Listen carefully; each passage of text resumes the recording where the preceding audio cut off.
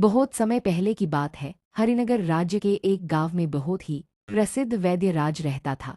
वो जड़ी बूटियों का अच्छा जानकार था। इसी कारण राजा हरि सिंह, जो इस राज्य का शक्तिशाली राजा था, उस पर बहुत विश्वास करता था। इस बार हरि सिंह एक अनोखी मुसीबत में फंस गया था। उसकी पीठ और शरीर के अन्य हिस्सों में असहनीय खुजली हो रही थी। ना दिन को चैन, ना रात में आराम। अंत में उसने वैद्य राज को बुलाया। एकांत में हरि सिंह ने गंभीर स्वर में कहा, वैद्य राज, तुम मेरे सबसे भरोसेमंद आदमी हो।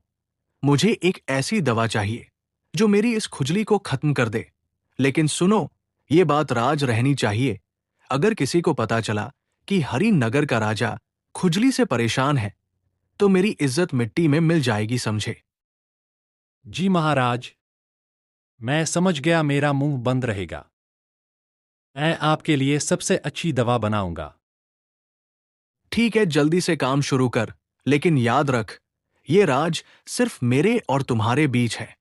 वैद्य राज ने तुरंत काम शुरू कर दिया। वो जंगल के दूरदराज इलाकों से जड़ी बूटियां जुटाता और रात में चुपचाप दवा तैयार करता। लेकिन उसे क्या पता था कि उसकी हरकतों पर किसी की नजर है। कालू, जो इस राज्य की सबसे चतुर और गपशप वाली इंसान था, कालू ने वैद्य राज को एक रात काम करते देख लिया।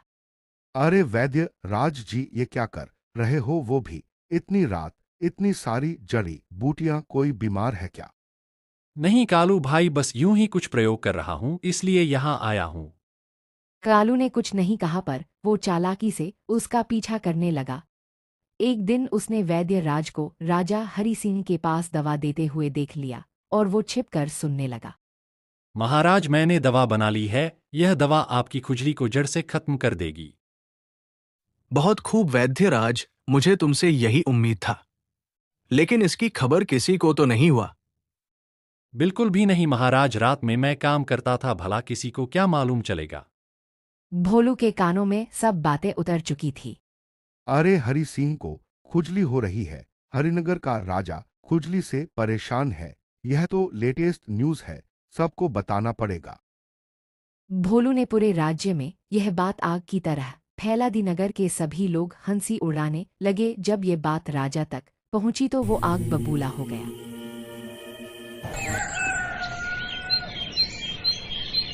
वैद्य राज, तुमने मेरा भरोसा तोड़ा। मैंने तुझे साफ कहा था कि ये राज है, फिर भी सारा नगर मेरे मजे ले रहा है।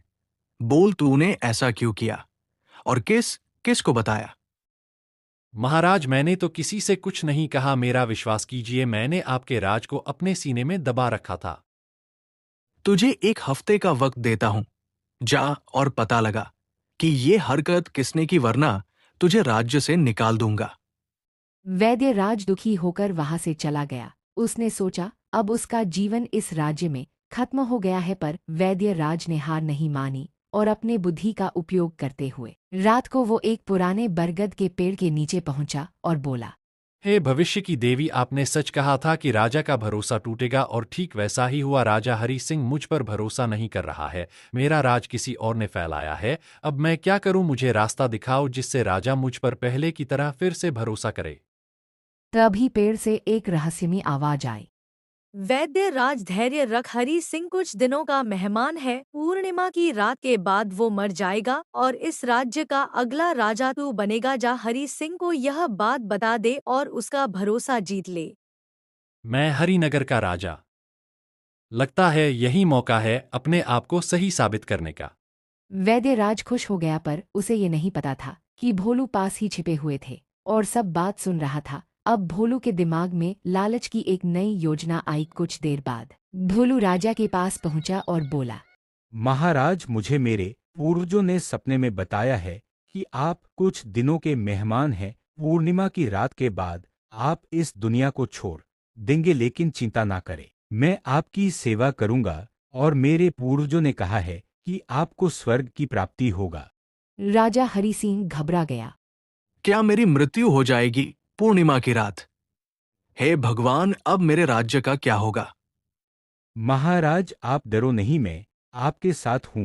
आप बस मेरी सेवा करो, आपको स्वर्ग मिलेगा, ऐसा मेरे पूर्वजों ने कहा है।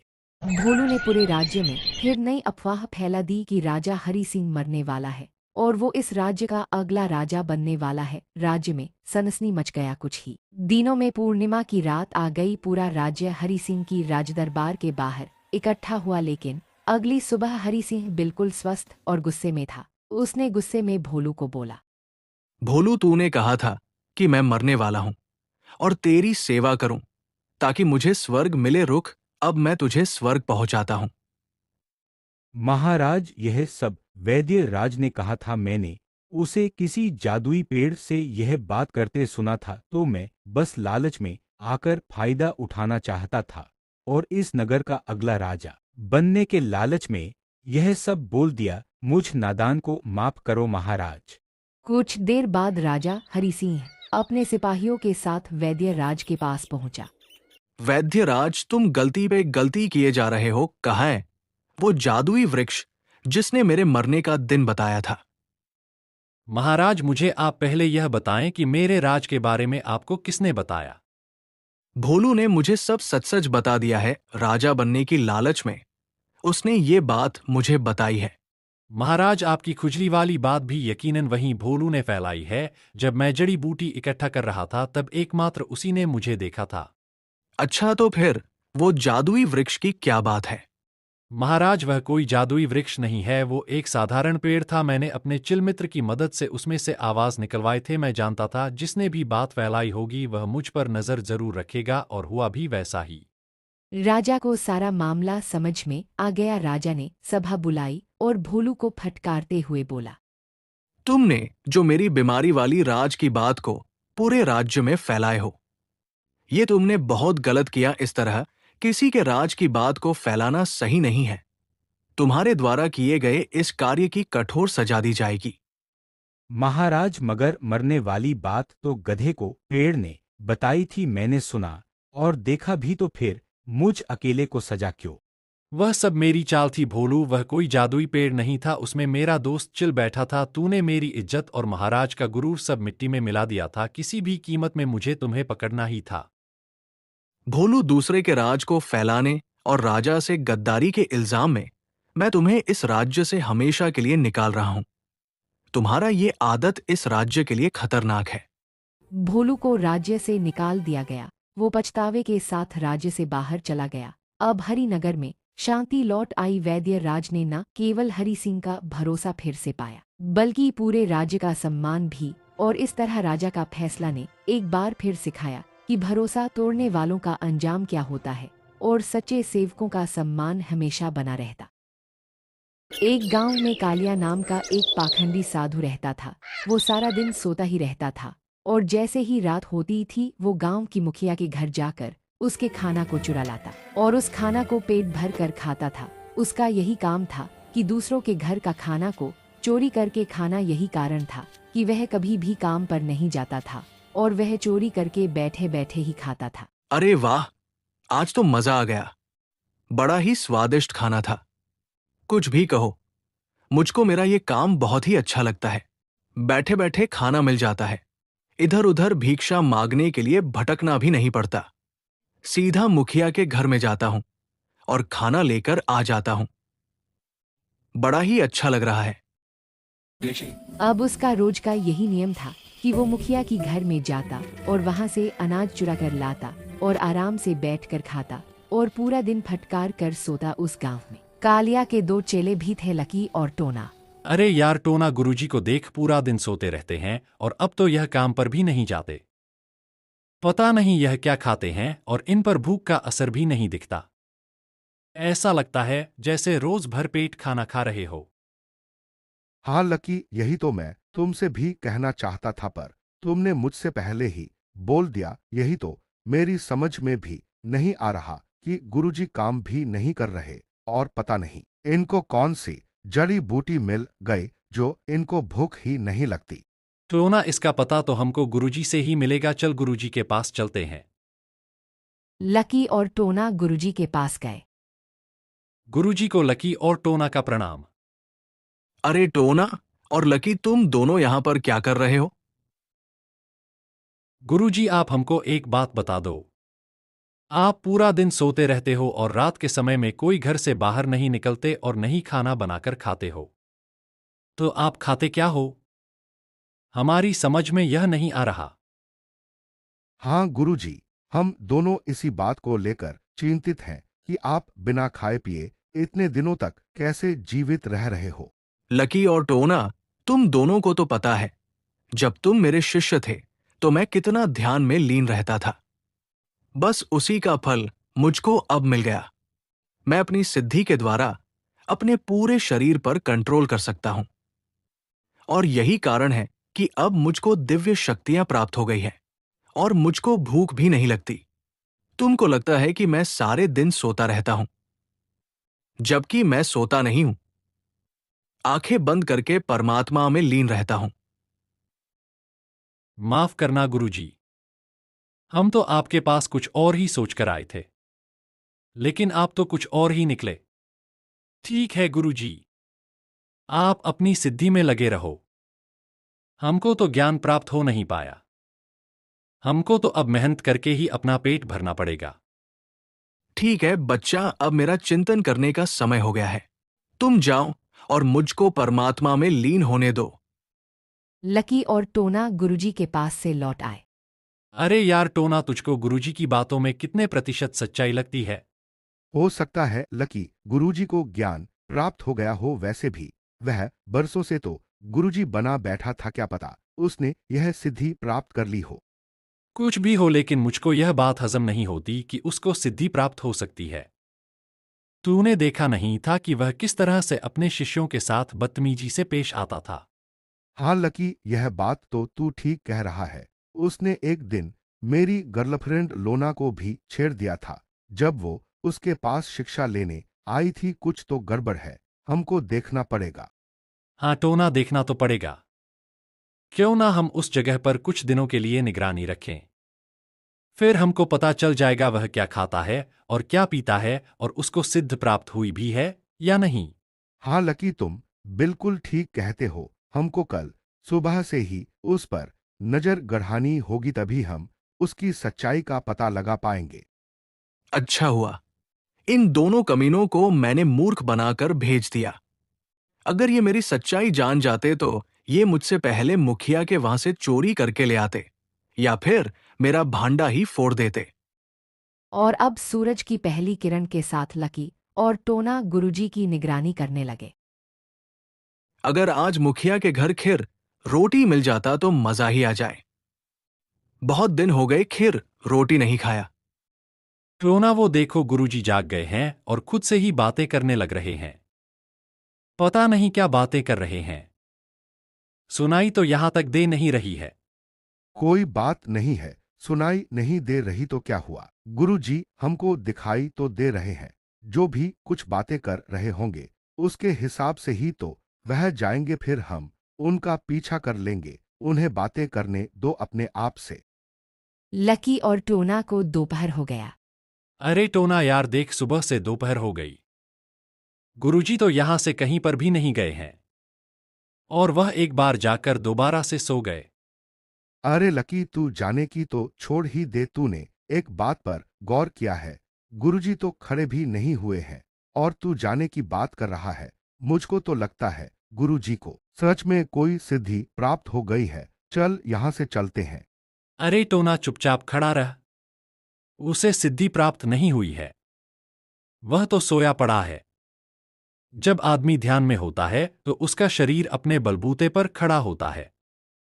पर यहां पर गुरुजी को देख, वह तो जमीन में ऐसे पड़े हैं जैसे नींद की गोली खाली हो। कुछ ना कुछ तो अवश्य है। तू रात होने का इंतजार कर। गुरुजी कुछ ना कुछ हरकत तो अवश्य करेंगे। ठीक है लकी, तू कहता है तो मैं तेरी बात मान लेता हूं। दोनों इंतजार करते हैं और कुछ देर बाद गुरुजी खड़े होकर कहीं जाने लगा। अरे लकी, वो देख, गुरुजी तो खड़े होकर जा रहे हैं। हाँ टोना, तुमने बिल्कुल ठीक कहा। चल हम भी इनका पीछा करते हैं। टोना और लकी भी पाखंडी गुरुजी का पीछा करने लगे और अब गुरुजी मुखिया के घर में घुसा। गुरुजी मुखिया के घर में क्यों गए हैं? मेरी तो कुछ भी समझ में नहीं आ रहा। सब्र रख लकी, सब कुछ समझ में आ जाएगा। थोड़ा इंतजार कर और देख गुरुजी क्या लेकर आते हैं। लकी और टोना ने कुछ देर इंतजार किया, तभी गुरुजी अपने हाथों में खाना लेकर मुखिया के घर से निकला। वो देख, गुरुजी तो खाना लेकर जा रहे हैं। हाँ, तुमने बिल्कुल ठीक कहा। वो खाना लेकर जा रहे हैं और मुझे ऐसा लगता है कि उन्होंने वो खाना मुखिया के घर से चुराया है। हम तो इसको सिद्ध गुरुजी समझ रहे थे, पर यह तो चोर निकला। चल टोना, चलकर मुखिया को बता देते हैं कि उसका राशन और खाना पाखंडी साधु लेकर जाता है। अरे लकी, पागल हो गया क्या? तू कभी तो अपनी खोपड़ी का इस्तेमाल कर लिया कर। जरा सोच, गुरुजी बैठे बैठे खाना खा रहे हैं, हमने तो उनको आज देखा है। ना जाने वह कब से मुखिया का खाना चुरा कर खा रहे हैं। क्यों ना हम भी गुरुजी का खाना चुरा कर खाए। जब गुरुजी यहाँ से चुरा कर लेकर जाएंगे तो हम उनका पीछा करेंगे और उनका खाना चुरा लेंगे। अरे टोना, जबान से तू तोतला जरूर है, लेकिन तेरा दिमाग कमाल का है। यह बहुत अच्छा आइडिया है। कल से हम ऐसा ही करेंगे।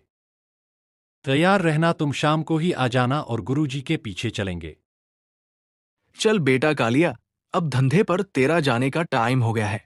आज जरूर वो मुखिया के घर में कुछ बढ़िया पकवान बना होगा। कल का तो बहुत ही स्वादिष्ट खाना था। आज भी कुछ स्वादिष्ट मिल जाए तो मजा आ जाएगा।